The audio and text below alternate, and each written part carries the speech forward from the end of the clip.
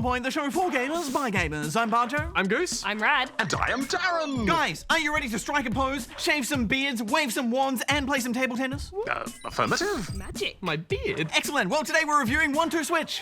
1, 2, 3, 4, pose! Copy! Also on the show, the dizzying heights and fizzy fights of Soda Dungeon.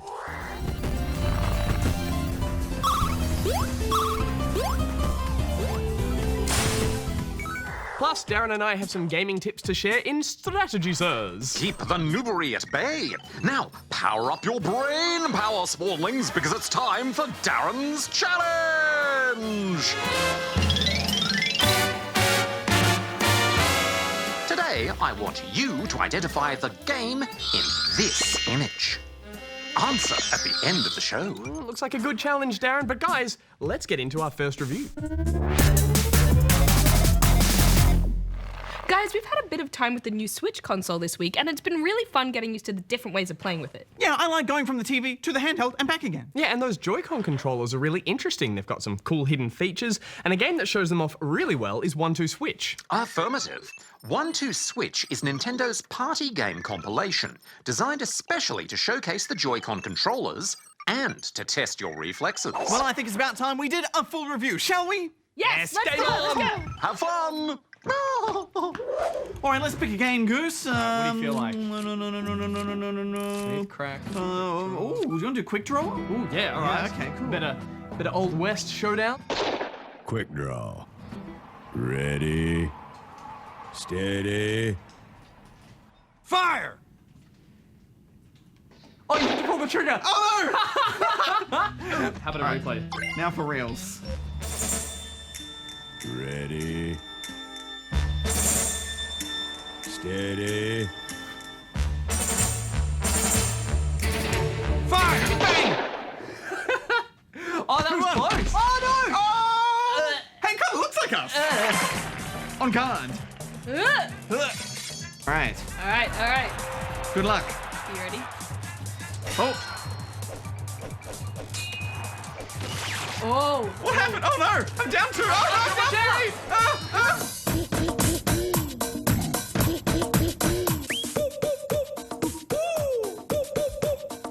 Come on! Oh, there it is. So, Do you have a cave? we do have a cable. 3, 2, 1. Wizard! Wizard! To an opponent's thrust to counterattack. Strum with Come on! Yep, back to back. Oh, yep, there it is. Come on! Game! It's a circle. Come on! Country house is in. I don't know how to get what points. I don't know either. It's like counter. Yes! Thank you! Thank you. Good night. Well, that's 1-2 Switch. What a colourful experience. Let's talk about the games. The first one we played, Goose, was the Quick Draw Quick game, Draw. which I think is actually my favourite. I would agree. I think that one felt the most like a full-fledged game that had feedback, it had cool audio prompts. We felt like cowboys playing it. Fire! Oh, I think I got it. I think I got it. Oh! Down you go.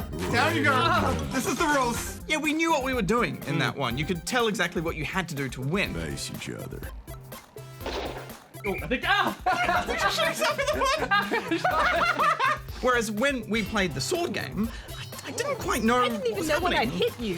I I think got you you. hit me. I got you. I was really just randomly swinging and hoping for the best.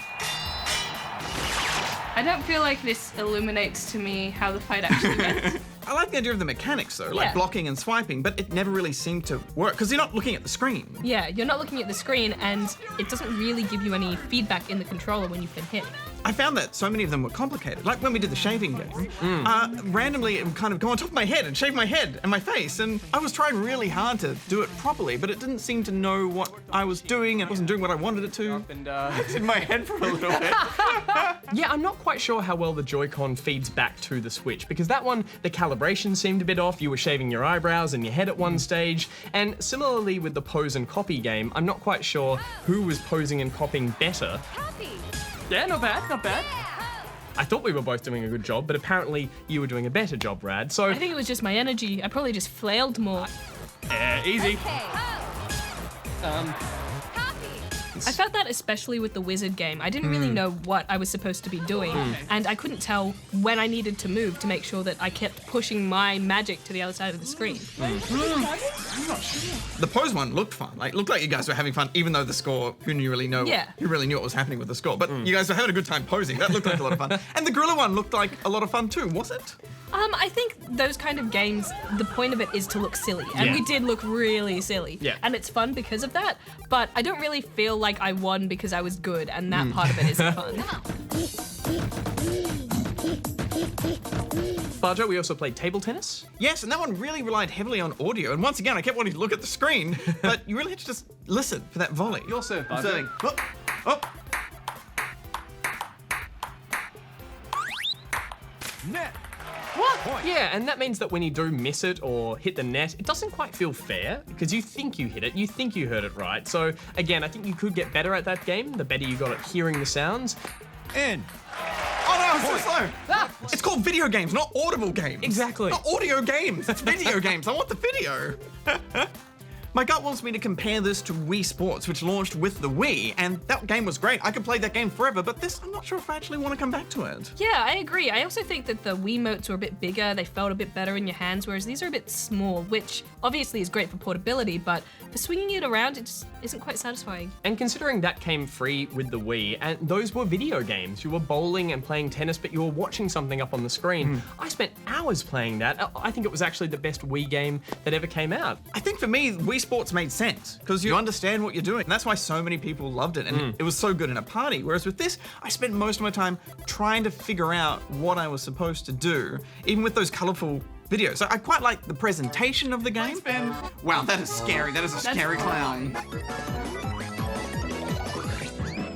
But I just think design-wise, it's a bit of a mess. I also do really like your point that Wii Sports was more of a party game. With this, it's mostly a two-player game. No! Oh, oh no! Oh, play down! Who dropped his plate? Play down, sad clown. All right, Bajo, what are you giving it?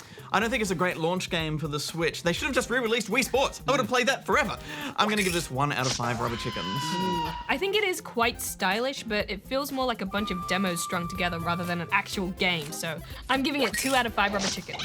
I think the Joy-Cons still have a lot of potential, but 1-2 Switch just doesn't show this off. And in the end, I think it's just a bunch of videos and a waggle fest. I'm giving it 1 out of 5 rubber chickens. Do you want to dust off the old Wii and play some Wii Sports? Yeah, let's do that. Let's do it.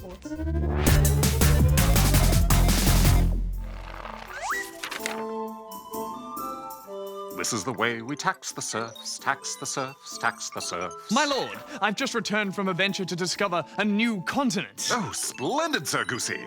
Yes, but bad news. The wind wasn't blowing, so we never left port. However, we did discover a new restaurant where they're combining bread and cheese and cooking it on fire. Oh, ingenious. Mayhaps it was for the best, Sir Goosey, for the sea is cruel to the careless sailor. Yes, especially in World of Warships, a game where every vessel is tricky to pilot, particularly the battleships. Battleships are big and they have big guns. They can deliver punishing damage, yet battleships weigh tens of thousands of tons. That means they have a lot of inertia. They speed up slowly and they steer slowly. Yes indeed, sir. And to be victorious in a battleship, you must learn to think ahead. Battleship turrets take a long time to turn. Reacting quickly is impossible. Instead, you must anticipate where you think the enemy will be and aim ahead of time. One of the biggest mistakes you can make is to just drive your battleship in a straight line at a steady speed. This makes it easy for your enemies to line up shots. Instead, you should steer your ship to the left and right from time to time and speed up and slow down on occasion. This practice is known as employing WASD hacks and can be enough to throw off your opponent's aim. Yes, WASD hacks. Remind me again, sir, what does that mean? Oh, WASD are the directional keys. Oh, yes, of course. Yes, I knew that. Also, don't be too eager to use your damage control party. It has a long cooldown. If you use it to put out just one single fire, more shells could soon land and start even more fires, and flooding damage from torpedoes can be devastating. You should always wait a little while in case you take more hits. It pays to stay close to cruisers and other battleships so you can combine the power of your anti-aircraft guns. Also, beware of destroyers. If you spot a destroyer, resist the temptation to chase it. Your slow turning speed and colossal size make you vulnerable to torpedoes. And remember to stay away from islands because that's where the destroyers lurk. Always. No, never walk into an ambush. Indeed, sir. To win with battleships, you must always think ahead. Now tell me, Sir Goosey, will you renew thy search upon the morrow? For the new landmass? Probably not, sir. I hear rumor of a new tea merchant in the port of Hexington. I hear she has blends fit for a king. Be sure to bring me back a sample, sir. I shall, sir, and I take my leave. Farewell, sir. Fare thee well. Indeed, sir. So long, my lord. Indeed, sir. Bye-bye. Your ship's about to weigh anchor, sir. Forgot my sword. You'll miss the tide, sir. Some steak for the road. Very, very good, sir. Okay, it's question time and there's no time to lose. Blah. First up this week, we have this from Temple King in Sydney, New South Wales. The King of Temples. Temple Bell! Why did Hex quit the show? What team are you in Pokemon Go? Please review Pokemon Duel and Ukulele. Also, why did you guys get a couch and Rad is a total noob? Oops, I meant Bajo is a noob. Hey. Well, your Temple Highness. Hex felt that after 7 years of working on Spawn Point, it was time to move on and work on some other projects, which I'm sure we'll be hearing about soon. I'm glad you're sticking around though, Bajo. Spawn Point just wouldn't be the same without you. Oh, Rad, you're doing a great job too, by the way. Glad to have you on board. Oh, thank you, Bajo. Just happy to be here. Well, that's enough schmaltz. Let's get back to the questions. We will definitely review Ukulele when that comes out, which is pretty soon, actually. I'm super excited about it. But meanwhile, Goose will be playing some in a special preview in an episode of Spawn Point Scoop. So make sure you check out the ABC Me app for that. Yes, and we agree we should definitely review Pokemon Duel, so keep an eye out for our review of that in the future. As for what team am I in Pokemon Go? Team Valor, all the way, baby. Oh, me too, Rad. Bam. Oh. Valor buddies. As for why we got a couch, well, that's because we wanted the whole team to be together, and it would be a little bit crowded if Goose and I had to share a chair, wouldn't it? It would indeed. He would not fit. But moving on to this one from Mateo, who is in the Underworld in New South Wales. The Underworld. The Underworld in New South. Where is it? Under Where is it the exactly? world. Under the world. But which is the top of the world? Oh. So are we in the overworld? Or just That's the world? over the world. So we're just the world. We're just the world. I'm glad we cleared that up. I have one question. 1. Who is playing on the TV or PS when you are talking? Please answer, or you shall go to the underworld. Well, Mateo, would you believe that it's actually us playing? But Rad, how can we be playing when we are talking? Well, Bajo, I'm glad you asked. You see, when we review games, we record all the game footage as we play. Then we take that footage and put it on the TV behind us when we film the review. I actually knew that, by the way. I was just asking, so you could elaborate on the answer a bit more. Yes, I realize that. It's all good. Moving on, let's go to this one from Declis, who is somewhere in South Australia. I was just messing around on my device when it occurred to me that in the Mario games, Mario has the ability to shoot fireballs underwater. How is he able to do that? That's quite the quandary you've posed there, isn't it, Declis? If I were to have a guess, Rad, I would say magic. Definitely magic. Because shooting fireballs from your hands to begin with defies most science that I know of. No matter how hard I have tried, I have not been able to, and believe me, I have tried. Yeah, it doesn't seem to be working for me either. But it's probably best not to read into these things too much, because Mario games aren't based on science. But maybe D.A.R.R.E.N knows something that can explain his powers. Let me get him on the phone. Bit too quick there. Pick up the phone. Hey, D.A.R.R.E.N! Hey, D.A.R.R.E.N, how's it going? Oh, hello, Rad. How can I help? We were just wondering if you knew how Mario can throw fireballs underwater. Well, while it is quite possible for things to burn underwater using specialized equipment or substances such as thermite, as far as I'm aware, there's never been any attempt at explaining Mario's various powers with any kind of science. He just lives in a mythical land where he can gain access to a variety of powers through various means, such as magical hats, outfits, or mushrooms. Very little real-world science applies to the Mushroom Kingdom. Say, D.A.R.R.E.N, would your lasers burn things underwater? I would expect so. However, I've never actually tested it. I'm not the strongest swimmer. Oh, we should take you for swimming lessons, Darren. It's really important you learn how to swim in Australia. Negative. I have rather severe allergic reactions to rust, so I'd rather avoid water if possible. Fair enough, I guess. Thanks for that, Darren. Oh, my pleasure. Goodbye. Bye. Bye. Okay, well, let's move on to this one now from Astrid, who is in Graceville, Queensland. I think Darren would look adorable in some little flippers. He would, wouldn't Yeah, he? And and just like a little bathing little cap floaties. and goggles. Yeah, he would Yeah. sink straight to the bottom though. Yeah. He's very heavy. Hi GGSP, I was wondering if you could build kitchens in Minecraft. P.S. Bajo is a noob! No, I'm not. P.P.S. If you don't answer, I will send my army to steal all your video games! Well, Astrid, you can build pretty much anything you can imagine in Minecraft, and yes, you can definitely build a kitchen.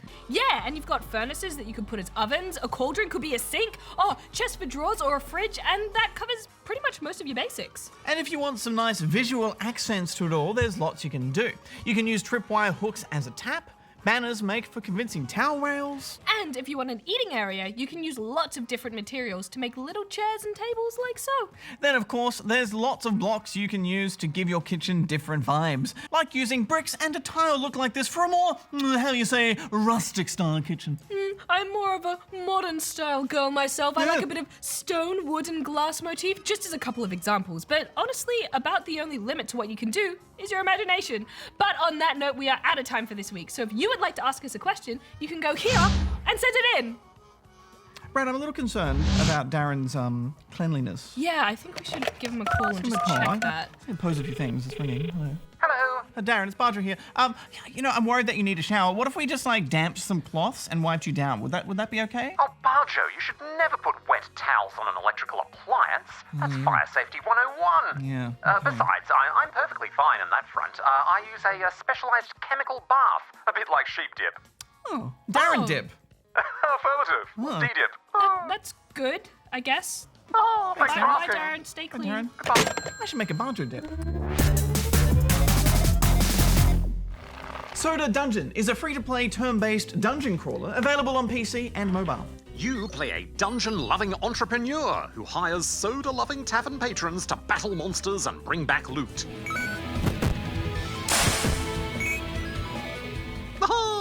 So much loot. Guys, right off the bat, this game had its hooks into me. The art reminds me of old side-scrolling beat-em-ups with its cool retro style. Affirmative. You choose up to 5 fighters and head into the dungeon to see what treasure awaits. The lowest level fighter is your standard soda junkie.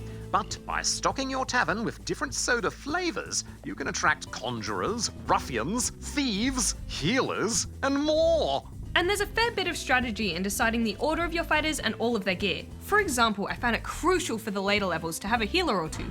I'd give them lots of armor, so they didn't hit as hard, but it meant they had enough health to stay alive, so that they could keep everyone else alive.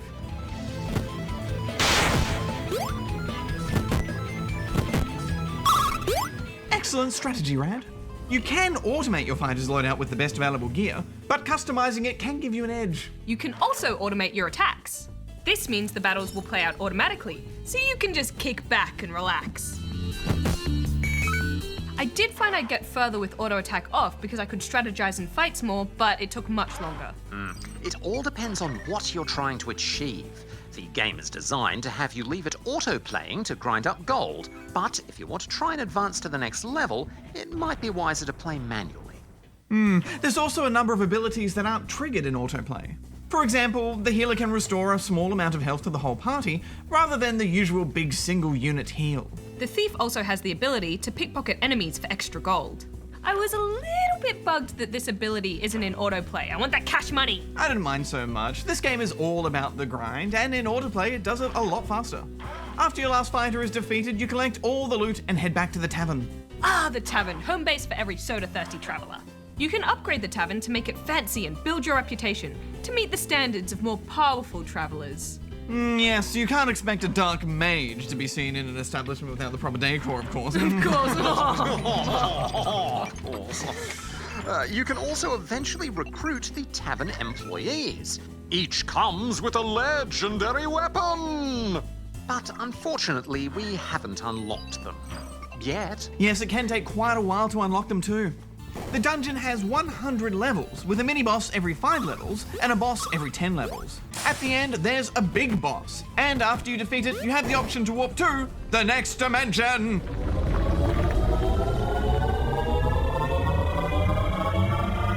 Dimension 2 has 200 levels before you get to the big boss, Dimension 3, 300 levels, and so on. That's a lot of levels, and you don't get the currency you need to buy tavern employees until the final dimension. New dimensions give you new enemies to fight, and a soda relic that buffs your fighters. But be warned, progressing means losing all of your gold and soda flavors. Yes, I didn't like having my resources reset like that. I felt like I was playing the same game over and over again. However, the variety of enemies is pretty good. You've got your standard dungeon dwellers like rats and snakes, but there's also burger-loving trolls, lava lamps, and it wouldn't be a soda dungeon without a soda enemy. Just when you think you've seen it all, the game throws in something a little new for you. My personal favourites were these two possible copyright infringements, Wilson and Gary. Oh, a lovely example of this game's fun, quirky style. It is important to note that there are a number of microtransactions in the game. Everything can eventually be unlocked with the in-game currency, but spawnlings must ask their grown-ups for permission before purchasing anything with real money. That is a very good point, Darren. Although I didn't feel like I was being pushed to spend money, which is really good. Yeah, I think they got the balance pretty right there. Final thoughts, Rand? If you're willing to embrace the grind, there's a lot of fun to be had here. I'm giving it 4.5 out of 5 rubber chickens. Yeah, I had a good time. I'm giving it 3 out of 5 rubber chickens. Righto, Darren, let's hear the answer to your challenge. Affirmative, Rad. At the start of the show, I asked you to identify the game in this image. And the answer is... Ratchet and Clank on PS4! Ah, good challenge, Darren. I thought I spied a glimpse of Lombax there. I want more of those games. Well, next week on the show, we have a look at the Aussie-developed Hollow Knight.